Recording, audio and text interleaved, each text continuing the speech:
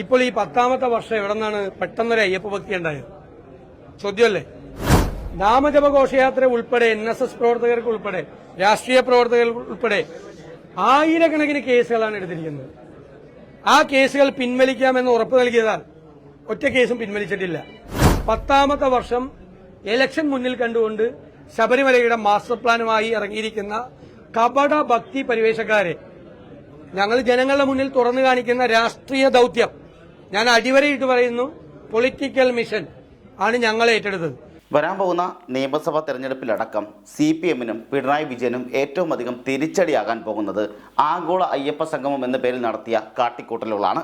ഇത് വലിയ തരത്തിൽ പ്രചരണായുധമാക്കാൻ തന്നെയാണ് UDF-ന്റെയും അതുപോലെ കോൺഗ്രസിന്റെയും മുസ്ലിം ലീഗിന്റെയൊക്കെ തീരുമാനം. ഇവർ ഇതുവരെയും ഏത് കച്ചിത്തുരുമ്പി പിടിച്ച് കയറുമെന്ന് നോക്കിയിരിക്കുന്ന സമയത്താണ് ആരുടെ ബുദ്ധിയിൽ തോന്നുകയാണെന്നറിയില്ല ഈ പറഞ്ഞ അയ്യപ്പ സംഘവുമായി പിണറായി വിജയനും CPM-ഉം മുന്നോട്ട് പോയപ്പോൾ അത് വലിയ തിരിച്ചടിയാവുകയും അത് വലിയ തരത്തിൽ ചർച്ചയാവുകയും ഇടതുപക്ഷത്തിൽ നിന്ന് അടിയുറച്ചു നിൽക്കുന്ന മതന്യൂനപക്ഷങ്ങളെ പോലും അത് വലിയ തരത്തിൽ ഞെട്ടിച്ചൊരു പ്രവൃത്തി കൂടിയായി മാറുകയും ചെയ്തത്.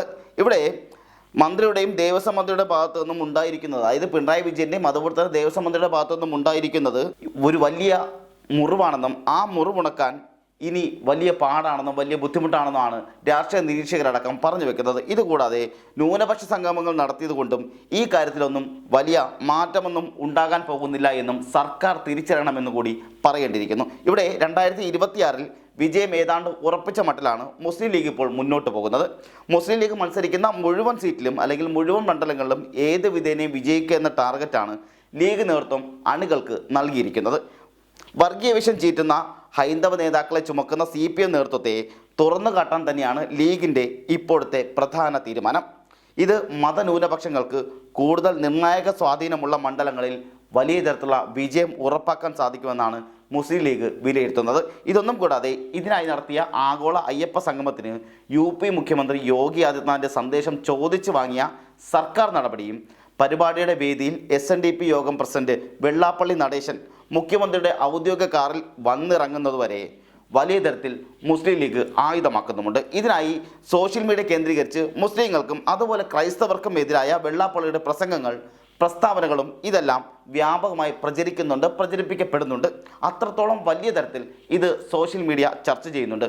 ഒരുപക്ഷെ കോൺഗ്രസ് പരോക്ഷമായോ പ്രത്യക്ഷമായോ യാതൊന്നും പറയുന്നില്ല എന്നുണ്ടെങ്കിൽ പോലും സോഷ്യൽ മീഡിയ ഹാൻഡിലുകൾ വലിയ തരത്തിൽ വെള്ളാപ്പള്ളി നടേശനെതിരെ ഇന്നിപ്പോഴാ അതുപോലെ NSSൻ്റെ പ്രസിഡന്റിനെതിരെയൊക്കെ വലിയ തരത്തിൽ പ്രചരണങ്ങൾ ഉണ്ടാകുന്നു, പോസ്റ്ററുകൾ വരുന്നു, വലിയ തരത്തിൽ ആക്ഷേപങ്ങൾ ഉണ്ടാകുന്നു. അങ്ങനെ വലിയ തരത്തിലുള്ള തിരിച്ചടിയാണ് CPM-ന് ഇപ്പോൾ ലഭിച്ചിരിക്കുന്നത്. അതേസമയം തന്നെ വെള്ളാപ്പള്ളിക്കെതിരെ കടുത്ത നിലപാടിലേക്ക് കോൺഗ്രസ് ഇതുവരെ പോയിട്ടില്ലെങ്കിൽ പോലും അവരുടെ സോഷ്യൽ മീഡിയ ഹാൻഡിലുകളെല്ലാം വലിയ തരത്തിൽ വെള്ളാപ്പള്ളിയെ മുൻനിർത്തി CPM-നെയും അതുപോലെ മുഖ്യമന്ത്രി പിണറായി വിജയനെയും വ്യാപകമായി തന്നെ കടന്ന് ആക്രമിക്കുന്നുണ്ട്. ഈ ആക്രമണത്തിന് ഒരുപക്ഷെ കാരണങ്ങളുണ്ട് താനും.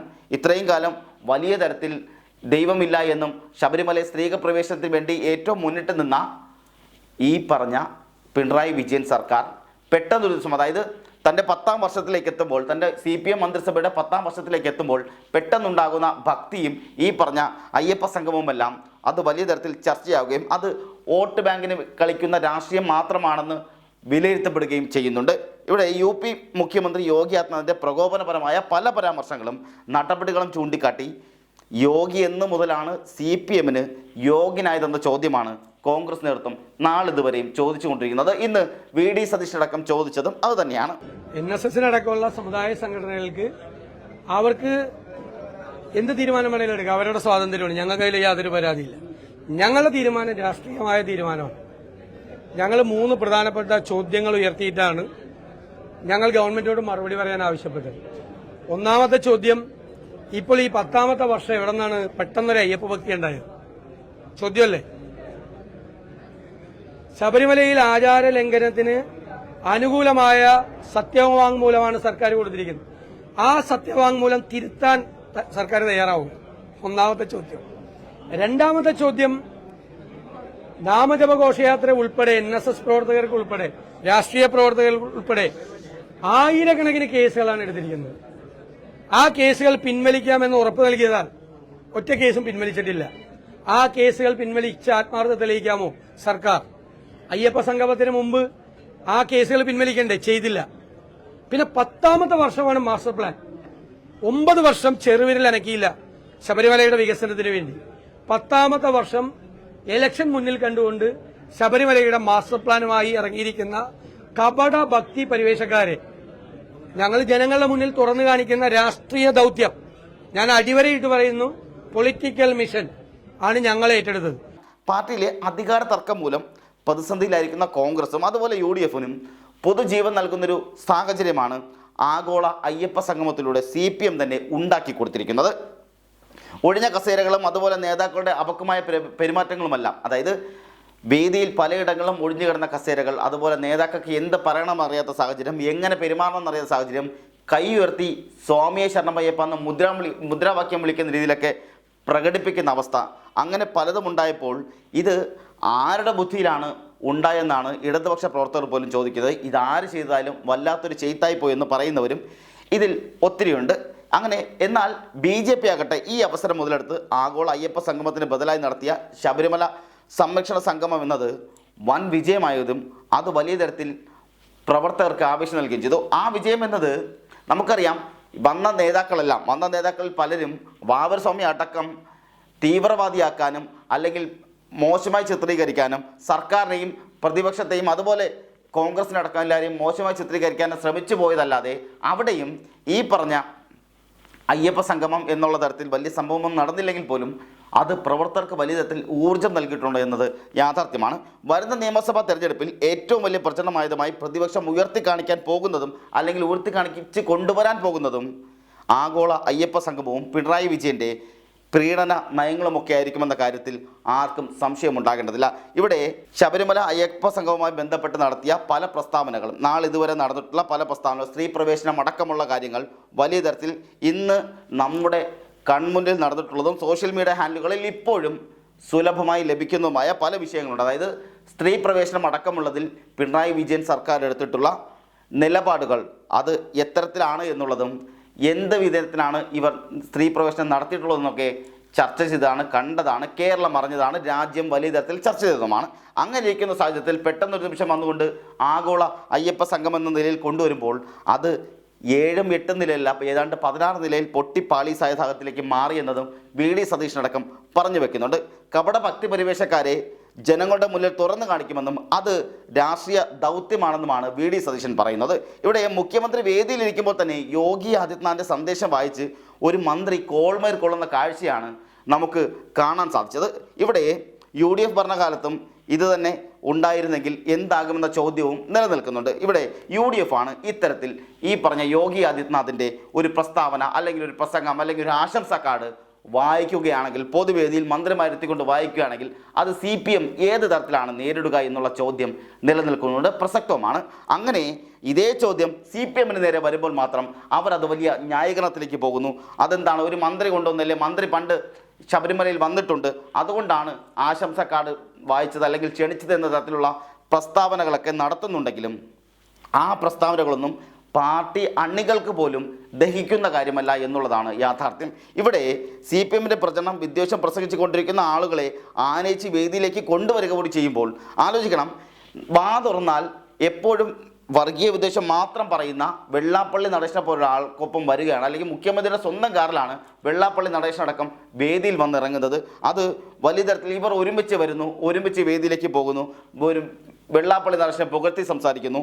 അതുവരെ വെള്ളാപ്പള്ളി നടേശൻ നടത്തിയ പല പ്രസ്താവനകളും കണ്ടില്ല എന്ന് നടിച്ച CPM-ഉം CPM-ന്റെ സർക്കാർ മന്ത്രിമാരടക്കമുള്ളവർ ഇന്ന് അതേ വെള്ളാപ്പള്ളി നടേശനെ കാറിൽ ആനയിച്ച് കൊണ്ടുവരുന്നത്, മുഖ്യമന്ത്രിക്കൊപ്പം ആനയിച്ച് കൊണ്ടുവരുന്ന കാഴ്ച എന്നത് പാർട്ടി അണികൾക്ക് പോലും വലിയ തരത്തിൽ ഞെട്ടലുണ്ടാക്കിയിട്ടുണ്ട്.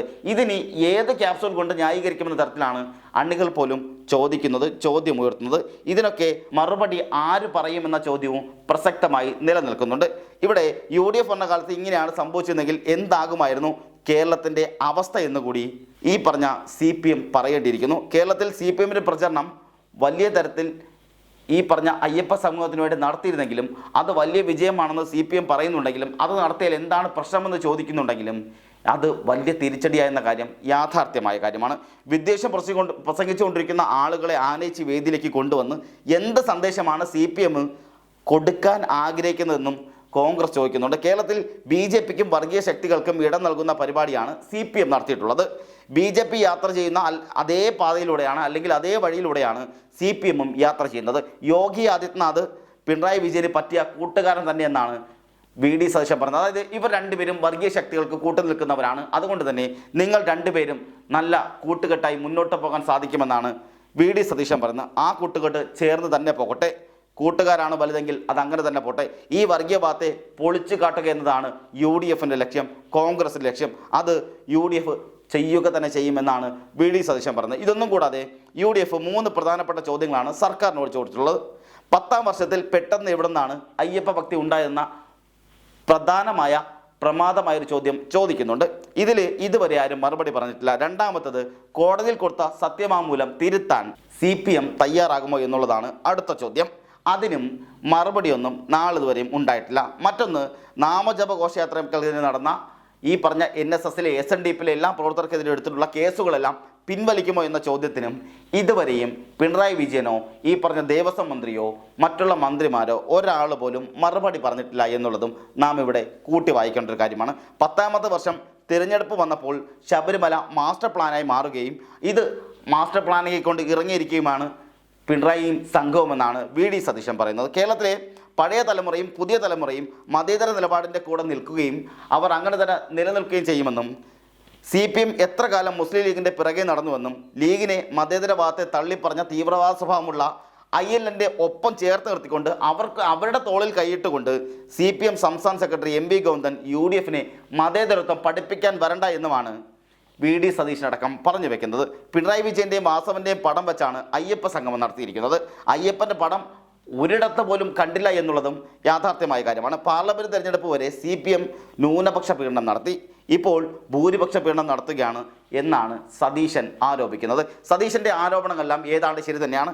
ഈ അയ്യപ്പ സംഘവുമായി ബന്ധപ്പെട്ട് നാടൊട്ടുക്ക് ഇവർ പരസ്യം നടത്തുകയും അതുപോലെ ഫ്ലക്സ് ബോർഡ് വെക്കുകയും ചെയ്തെങ്കിലും അതിലെല്ലാം ഉണ്ടായിരുന്നത് പിണറായി വിജയൻ്റെയും അതുപോലെ ദേവസ്വം മന്ത്രിയുടെയും പടം മാത്രമാണ്.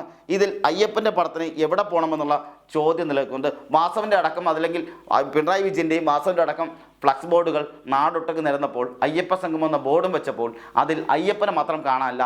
ഇനി അയ്യപ്പനെ സൂക്ഷിച്ച് നോക്കണമെങ്കിൽ ലെൻസ് വെച്ചൊക്കെ നോക്കേണ്ട, ബൈനാക്കോട്ട് വെച്ചൊക്കെ നോക്കേണ്ട സാഹചര്യമാണ് ഉണ്ടായിരുന്നത്. അങ്ങനെ വലിയ തരത്തിൽ കൊട്ടിഘോഷ് ഇവർ നടത്തിയ അയ്യപ്പ സംഗമം തേഞ്ഞൊട്ടി പാളീസായി എന്നുള്ളത് മാത്രമല്ല, അത് BJPക്ക് വലിയ ഗുണം ചെയ്യുകയും ചെയ്തു. അവർ അതുമായി ബന്ധപ്പെട്ട് നടത്തിയ മറ്റൊരു സംഗമം വലിയ വിജയമാവുകയും അവിടെ വലിയ ജനപങ്കാളിത്തം ഉണ്ടാകുകയും ചെയ്തെങ്കിലും അതിൽ എന്താണ് പറഞ്ഞതെന്നോ ആർക്കാണ് പറഞ്ഞതെന്നോ അല്ലെങ്കിൽ എന്ത് ഭക്തിയാണോ ഉണ്ടായെന്നോ കാര്യമില്ല. അല്ലെങ്കിൽ അത് നോക്കാതിരുന്നാൽ വലിയ തരത്തിൽ അത് വലിയ വിജയമായിരുന്നു എന്ന് തന്നെ പറയേണ്ടി വരും. കാരണം തമിഴ്നാട്ടിൽ നിന്ന് വരെ ആൾക്കാരെത്തി ഇവിടെ വന്ന്, അതായത് അണ്ണാമല അടക്കമുള്ളവർ ഇവിടെ വന്ന് സംസാരിക്കുമ്പോൾ അവരെല്ലാം അയ്യപ്പന് വേണ്ടിയിട്ടല്ല സംസാരിച്ചത്. പകരം സർക്കാരിനെ കുറ്റം പറയാനും പ്രതിപക്ഷത്തെ കുറ്റം പറയാനും കോൺഗ്രസിനെ കുറ്റം പറയാനും കുറച്ച് വർഗീയത പറയാനുമാണ് അവർ ശ്രമിച്ചിട്ടുള്ളത്. ഇതിൽ ഒരു സ്വാമിജി വന്നിട്ട് പറയുന്നത് ബാബർ സ്വാമി എന്നത് തീവ്രവാദിയാണെന്നാണ്, അങ്ങനെ മുസ്ലിം തീവ്രവാദിയാണെന്നൊക്കെയാണ് പറഞ്ഞിരിക്കുന്നത്. അതിനെതിരെ കേസ് വരെ എടുത്തിട്ടുണ്ട്. പക്ഷേ ഇവിടെ ഇതിന് തുടക്കമിട്ടത് പിണറായി വിജയനാണ്. അതായത് കൃത്യമായി ഒരു വർഗീയത കത്തിക്കാൻ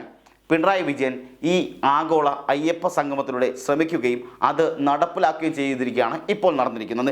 ഇത് വരാൻ പോകുന്ന നിയമസഭാ തെരഞ്ഞെടുപ്പിലും തദ്ദേശ സ്വയംഭരണ തെരഞ്ഞെടുപ്പുകളിലെല്ലാം ഇത് വലിയ തരത്തിൽ CPMന് തിരിച്ചടിയാവുകയും CPM ഇതിനെല്ലാം മറുപടി പറയേണ്ടി വരികയും ചെയ്യും. കാര്യം ഇത് തന്നെയാണ് UDFും മുസ്ലിം ലീഗും കോൺഗ്രസും അടക്കമുള്ളവർ വലിയ പ്രചരണ ആയുധമായി മുന്നോട്ട് കൊണ്ടുപോകാൻ ശ്രമിച്ചുകൊണ്ടിരിക്കുന്നതും.